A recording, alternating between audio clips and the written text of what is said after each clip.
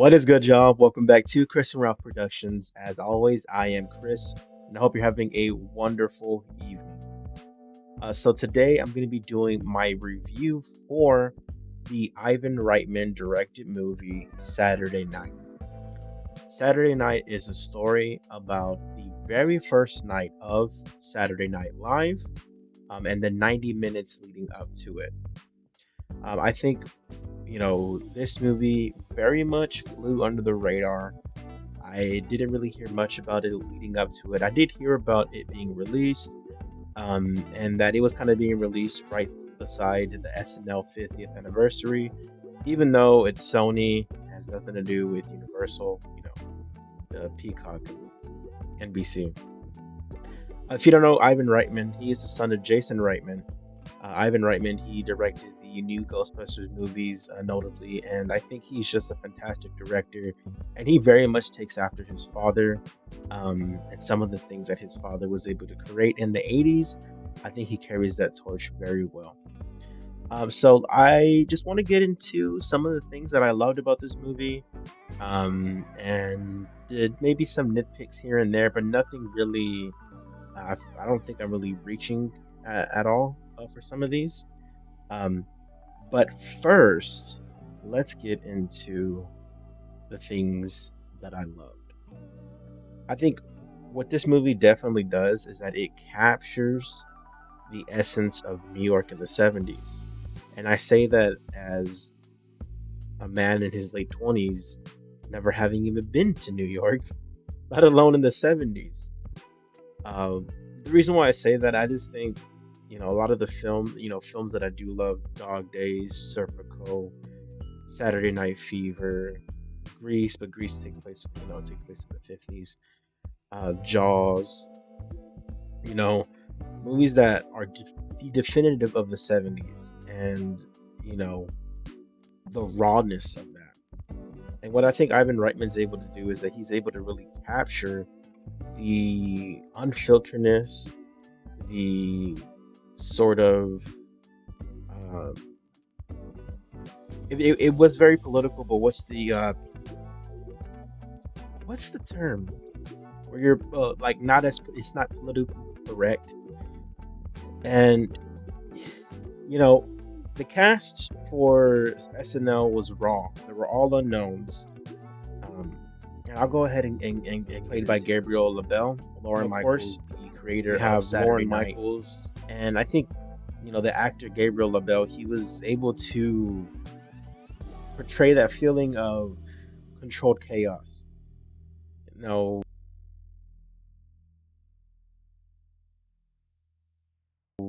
the the studio was a mess that night, and I think he was able to pretty much, if you had to contain the energy of like 1,000 people not cooperating Chevy properly, Chase Chevy that. Chase. The who was played by star for me was Michael Smith. Corey's Michael Smith. I had no idea played Edward Enigma for the Gotham TV show. I had looked up the cast afterwards,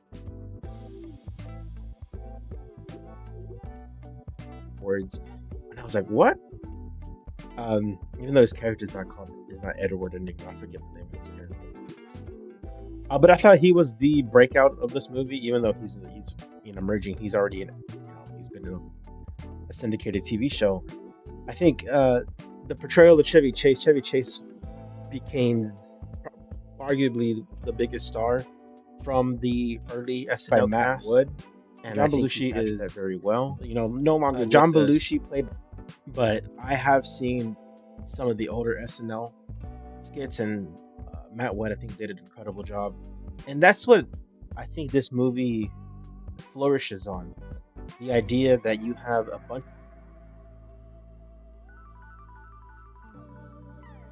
of unknowns, you have a bunch of unfiltered comedians, or comedic actors or playwriters, whoever it is, and you create this raw show in the 70s, which no one asked for, and they captured the unfilteredness of New York City. And you know the Let's go ahead and get into something. It's not a nitpick, but it isn't an observation that I don't think this movie it doesn't necessarily romanticizes or doesn't necessarily glorify. It just sort of portrays the realness of what can be deemed as poor behavior, bad behavior in the workplace.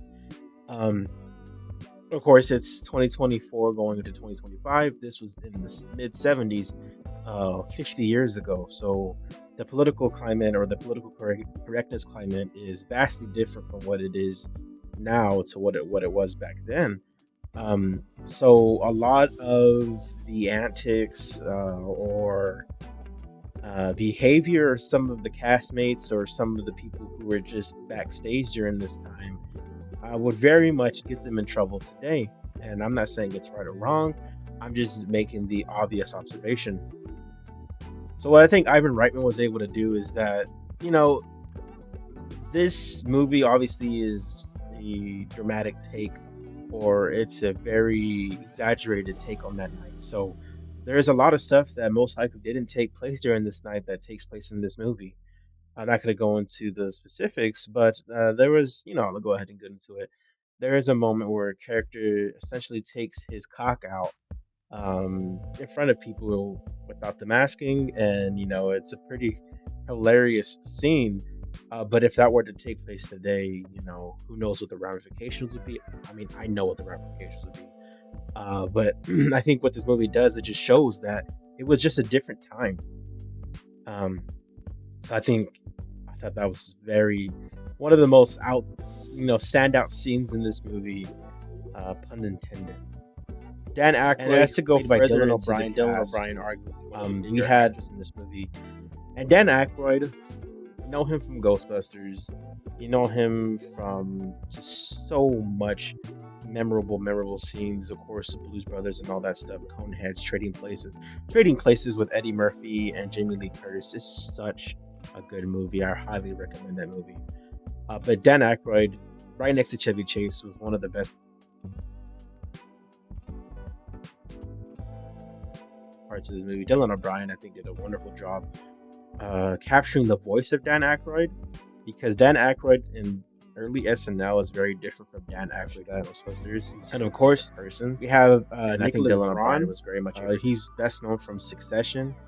He plays two characters in this movie. He plays Andy Kaufman, and he plays Jim Henson, or Henson, excuse me, not Hensman. Jim Henson, of course, the creator of the Muppets, and then Andy Kaufman, a legendary comedian who's no longer with us. So Nicholas Braun had to capture two very opposite ends of the spectrum with characters. You have Jim Henson, who doesn't even like to curse, takes offense to how people treat his Muppets, rightfully so. They have Andy Kaufman, at the same time, doesn't curse, but he's a very bottled, odd man. And of course, it was, an act because of his comedy, but two, completely different characters. And I think Nicholas Braun was able to capture that pretty well. Of Rosie Schuster, and then Rachel throughout Sennett. The movie, there's a subline plot. Bottoms, pretty good movie. This is probably one of the more intriguing aspects of this movie was Rosie Schuster. I don't know much about her. I don't really know much about Laura Michaels at the same time, but they were married at this time, and there was just conversation being had throughout the film of Rosie Schuster either using Schuster or Michaels, and I think it just captured their relationship and made, I don't want to say conflict or a line that was divided between them, but from what I've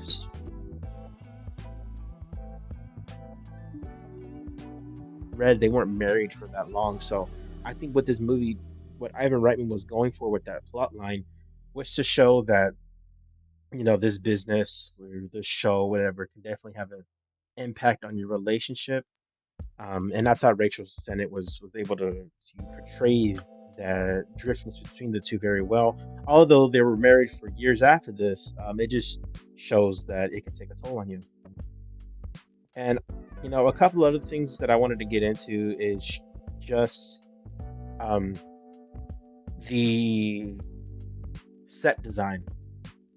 What's the studio Studio B? I don't know. I should have looked it up before I started this video.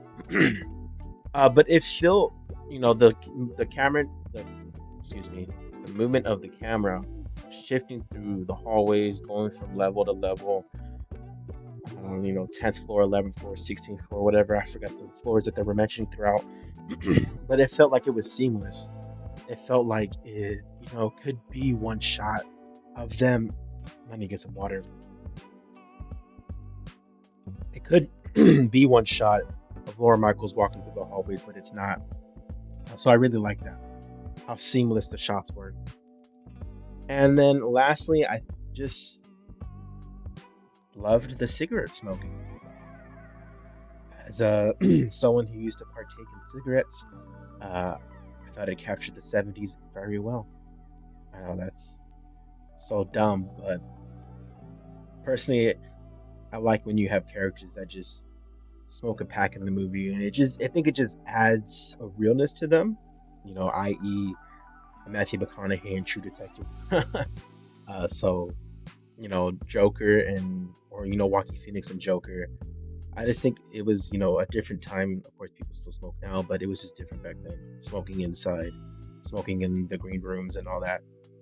That's such a silly thing that stuck out to me, but I just really liked it because it just showed um, how different the times were. And last but not least, I'd say something that I really loved about this movie. It just captured the camaraderie and also the differences that a lot of these people had backstage leading up to these 90 minutes. And it just goes to show the longevity of SNL. Me personally, SNL has had its ups and downs, of course. There's been times where I've watched SNL live many episodes, and then I went back and rewatched reruns because there are times where I do find it to be like really funny, but there are, periods, including now, I would say, where it's not for me. I'm not saying it's not funny because, comedy is subjective, but I think, definitely the Chris Farley, Adam Sandler era was the best. The Andy Samberg, Bill Hader, Kristen Stewart, or Kristen Wiig, not Kristen Stewart, Kristen Wiig era was the best. Um, and then definitely in the 70s, Chevy Chase, Dan Aykroyd, and all them. So I think if you're a fan of Saturday Night Live and you haven't seen this movie, then watch it because I think you would really love seeing the old cast be portrayed this way. And if you're just looking for something that's a quick watch, I think this movie was 90 minutes, I think, an hour 45, maybe less than that.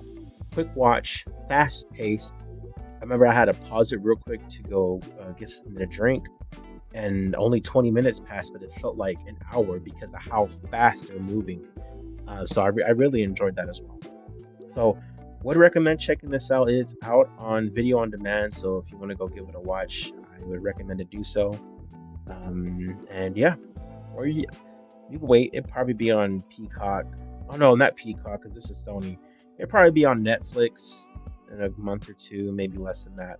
I really don't know if they have any plans to put it on Netflix, but I'm assuming so. But yeah, guys, that is my long-winded review for Saturday Night. And yeah, go check it out. But if you're still watching, I appreciate the support. I appreciate you wanting to check out my review for this movie. As always, please like, share, and subscribe. I'll catch you next time. Peace.